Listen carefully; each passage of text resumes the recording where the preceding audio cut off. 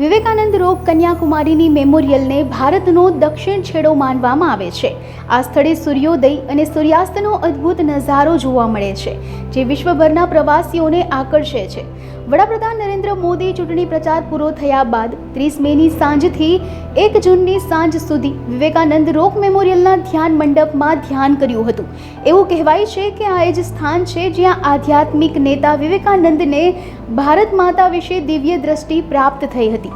પવિત્ર ગ્રંથોમાં જણાવ્યા મુજબ દેવી પાર્વતીએ આ સ્થાને ભગવાન શિવ માટે ધ્યાન કર્યું હતું। વડાપ્રધાન નરેન્દ્ર મોદીએ કન્યાકુમારીમાં 45 કલાકની ધ્યાન સાધના વિશે દેશવાસીઓને પત્ર લખ્યો છે। આમાં તેમણે પોતાના અનુભવો કહેતા જણાવ્યું છે કે મને કન્યાકુમારીમાં ભારત માતાના ચરણોમાં બેસવાની તક મળી। એ શરૂઆતની ક્ષણોમાં મારા મનમાં ચૂંટણીનો ઘોંઘાટ ગુંજતો હતો। રેલીઓ અને રોડ શોમાં જોયેલા અસંખ્ય ચહેરાઓ મારી નજર સમક્ષ આવી રહ્યા હતા।